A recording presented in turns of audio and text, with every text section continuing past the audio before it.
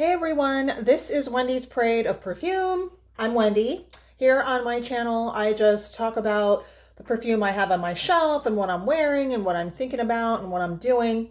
And I have a little bit of everything to talk about today in my category of just beautiful chic irises. So these iris perfumes are all going to be a little bit more on the elegant side and the little more understated side.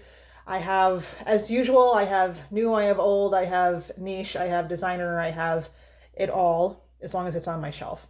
So let's just get started with the first one.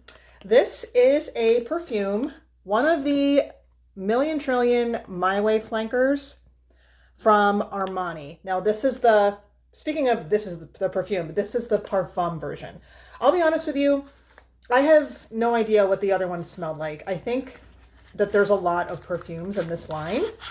This is just a little 15 ml spray bottle of My Way Parfum. What this is a really, really beautiful, I'm actually shocked at how pretty it is. Beautiful iris, real strong, flanked with orange blossom and a little bit of tuberose and a little bit of jasmine. The tuberose is on the gummy side, which I think the My Way thing is known for, like that gummy tuberose, but like I said, I'm actually not familiar with the rest of the line. As it dries down, there's a bit of vanilla and cedar. So as it dries down, the iris is flanked by vanilla and cedar. And this is just, it's really pretty. It's beautiful to wear. It lasts all day. It's feminine, it's elegant, it's lovely. And number one, that is My Way Parfum from Giorgio Armani.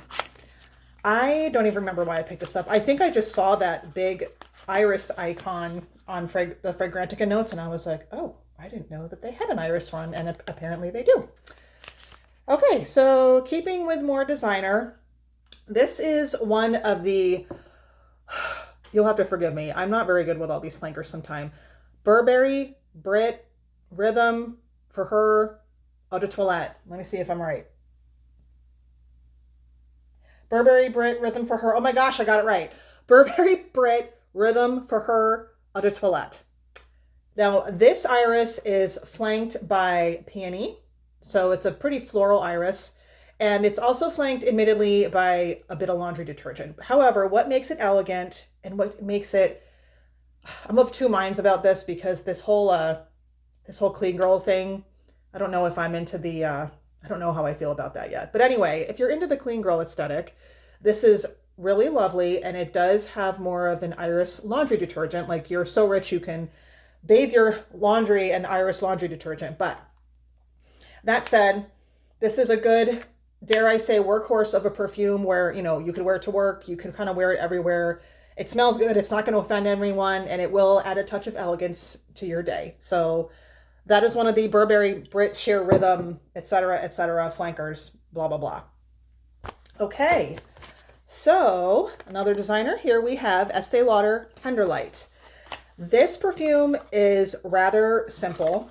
It's an iris and tea with bergamot, which a lot of teas have bergamot in them.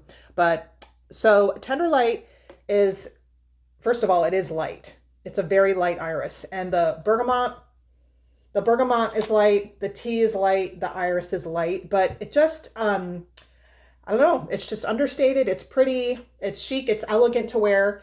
I will say that this is a little bit of a three-trick pony where all the tricks happen at once, and that's pretty much what you smell. If you're interested in a tea-based iris perfume, this would be a good one to try, but it kind of doesn't get any more complicated than that. It's light, it's iris floral, and it wears, and it kind of just fades to black, like the Metallica song.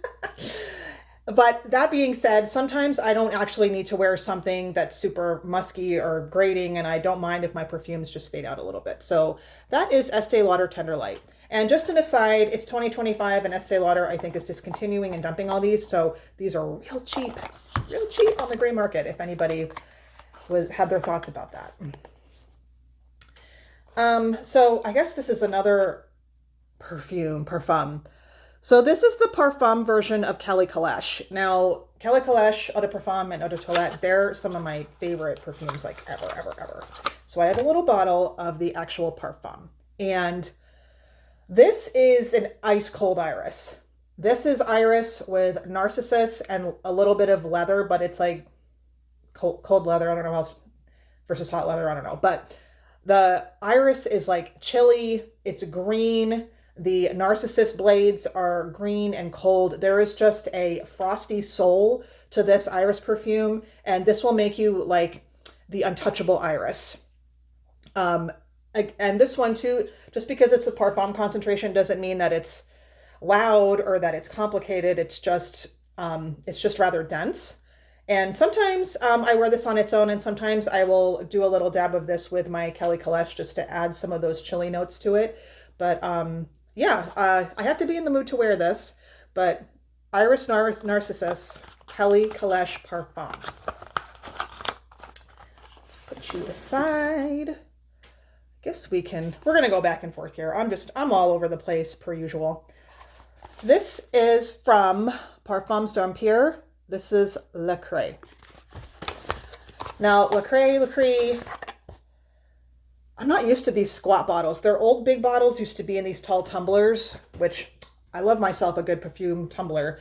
But anyway, that has something to do with this. So this is Iris and Ambrret with a very pale rose, which is really lovely. Now, this perfume whispers.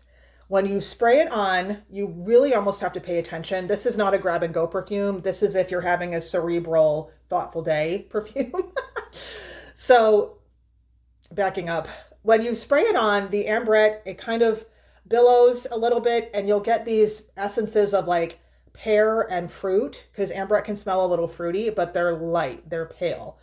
And then the iris comes out and it's just really that really pretty, waxy, slightly lipsticky iris. Not earthy, not floral, but it's that iris wax. You guys know what I'm talking about. As that warms up, then the pale rose comes out. And I would say that the Ambrret kind of dies down on the fruity aspect, but what it does is it keeps this like diamond dust, but it's light. There's no like, grating diamonds. Everything about this perfume is really light. So if you want to wear this, you're gonna have to be prepared for a light wearing perfume that lasts maybe 6 or 7 hours, and it's gonna whisper to you. You really have to pay attention to it. I find the lasting power to be fine. I don't mind that this isn't a screaming loud perfume. I actually enjoy how interesting it is, and I like having to just lean in a little bit to it because that's how it acts on the skin. But if you are looking for a pale Ambrret, pale iris, and pale rose perfume sprinkled with a little diamond dust, that is LeCri from Parfums d'Empire. One of my favorite niche perfume houses, actually. Almost everything they do, even if it's not my style, I can't say it's not well done. How about another niche? This is Bukhara from Gallivant, named after the city in like Eastern Europe, Western Asia. It's an old city on the Silk Road. I'm going to be honest, I bought this perfume because I thought this was going to be a really interesting spicy iris, because there's like coriander spice, caraway spice, saffron, all these notes you would think would be pretty strong, and it's not. So at first it was this situation of expectation versus reality. If you were expecting a strong, spicy, coriander, peppery, caraway seed type of perfume, this is not it. I find Bukhara, now that I've accepted it for what it is, it's a woody, musky iris with a tiny, tiny, tiny smidgen backlight of maybe a tiny smidge of pepper and a tiny smidge of clove, but that is it. It's way back there. You have to really be looking for it. While the rest of the perfume is actually kind of strong. The iris really projects on Bukhara. It's a loud projective iris that is obviously boosted by some woody notes, which is nice. And this is also very nice to wear. It's elegant because it's not that complicated and it's not going to shock anybody. It's not a, crazy spicy caraway seed studded type of iris. It's just a fairly standard, I would say, woody iris, but still nice to wear. And this is also, for niche perfume, relatively affordable. When I bought this, they were selling them for $90 for a 30 ounce. I don't know what's happened since then. But that is Bukhara from Gallivant. Here's a little, put my stuff back together here. Okay, another niche and actually affordable. This is from Parfums de Nicolai. This is Haute Provence, and this is a cologne concentration. So it's a little bit on the lighter side, and it's also a little bit more on the affordable side, but this is so pretty. Now, this is another iris studded with orange blossom, but it is very herbal. It's a really herbal green iris with a lot of lavender, and I think that that is causing it to smell more herbal than it really is. And I'm not going to say that this smells like laundry detergent, but I will say that this does, because of the large amounts of lavender complementing the iris, this may remind some people of like a very elegant, expensive linen spray. Like if you have your room clean, you got some new sheets, you put this on your pillows, you're going to feel like you're falling asleep in luxury because this just does smell really lovely. Now, that being said, sometimes functional products don't really want to be worn on the skin. I wear this both ways, and sometimes I do a little spritz on my pillow, so I go both. But anyway, green iris, green lavender, flanked with a lot of orange blossom. That is Haute Provence from Parfums de Nicolai. Oh, let's do some Guerlain. I have a sample and a decant of this. This is Musc Outreblanc from Guerlain, from their Lauder material. Sorry, I got a little spray on the thing, so the ink is bleeding. Okay, so talking about musk, this is Guerlain does white musk, and how much do these things even cost now for a full bottle? Like hundreds and hundreds of dollars. And you may not want to spend that much money on a white musk. However, in this perfume's defense, this is like the cleanest, most sophisticated, most beautiful white musk iris you will ever smell. Now the iris is here. It's a strong player, but what I visualize when I wear this are bubbles of Ambrret, clear, beautiful bubbles of Ambrret, holding iris, holding rose, just floating away in a sea of a beautiful, clean bathroom that's all in white and has the windows open in the countryside, like one of those visualizations. It's spring here, and where I love the spring, it's a little cool out, which I actually like. And I was wearing this the other day. I took a shower and put this on and was walking my dog outside. And I was like bursting with happiness at how wonderfully fresh and clean and just in sync, like Sound of Music the world was when I was wearing this. So backing up, yeah, at the end of the day, this is a soapy white musk. Musc Outreblanc from Guerlain is a soapy white musk. But it's incredible. It lasts all day. You'll have a beauty. If you're into that sort of thing, the whole clean girl aesthetic, this is one to try. And it's a really beautiful iris. I guess iris, Ambrret, soap, musk, a little bit of rose type of perfume. But it's just, for what it is, it's really beautiful. Now, whether it's worth $400, that's another discussion to have. But I really like it. And that is Musc Outreblanc from Guerlain. Okay, another Guerlain going back 100 years is Apres, which is more than 100 years old now.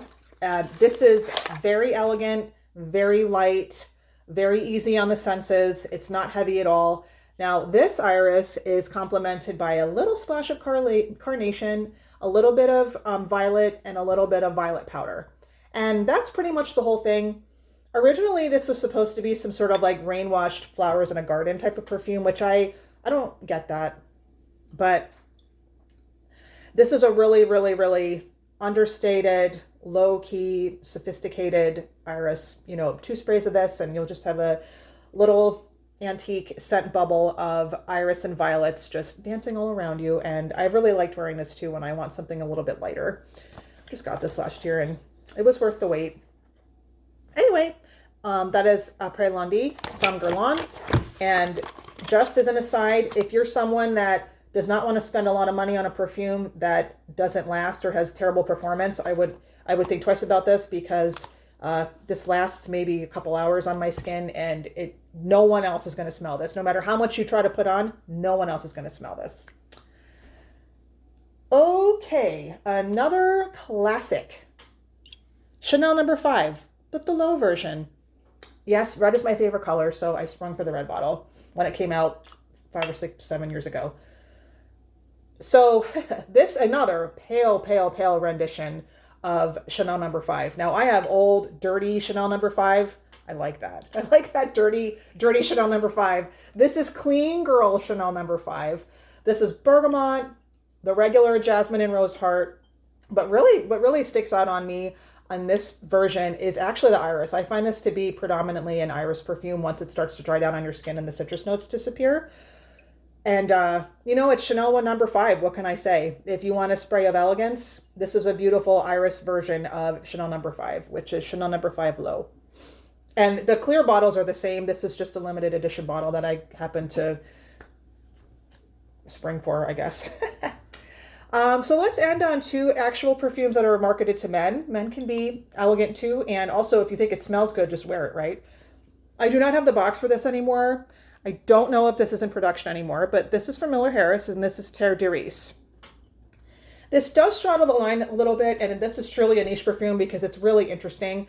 This is an herbal iris, and not herbal in the way that like the Parfums de Nicolai was with the lavender. I mean, this has rosemary, and it has like just that green. This is, when you wear this, you're like, oh my gosh, this smells so green.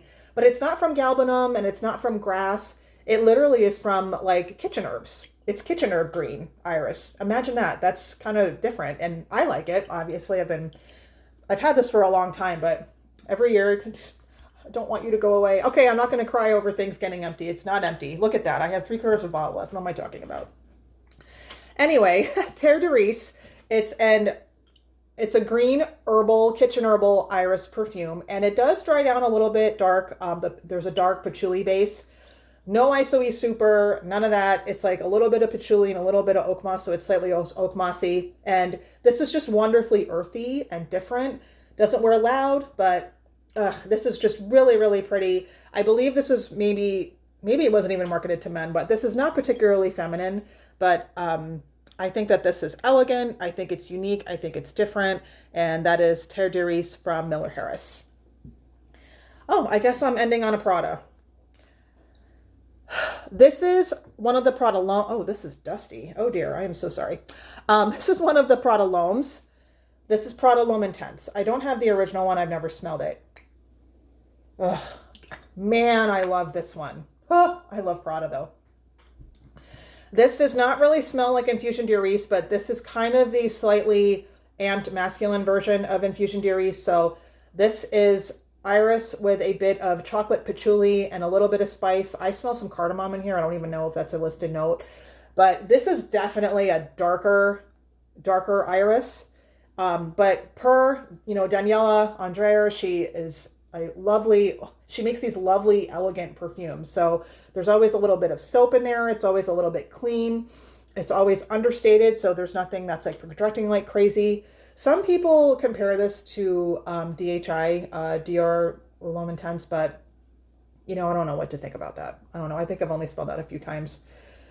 But if you are, if you're not looking for a super floral type of iris, and maybe you do just want to go for the more darker, edgy aspect, but still smell a little bit more elegant and a little bit more put together, I highly recommend Prada L'Homme Intense. And I think this is going out of production, and I am really stopping myself from buying a backup. I don't need a backup. I have so many perfumes, but you guys know how that is because I really, really, really like wearing this. And that's my list of 10 to 12 elegant iris perfumes. Tell me what yours are. I love iris. Who doesn't? I could probably list 100 iris perfumes that I love and wear. And also, as an aside, I did get a very, very kind shout out from Chris from the Perfume Nest. And I woke up a couple days later and I looked at YouTube and I was like, oh my gosh, I just got like another 200 people subscribed to me, which is a little intimidating because I'm used to having my little tiny corner of the perfume world, and I'm used to just kind of talking to my friends that leave me notes and stuff.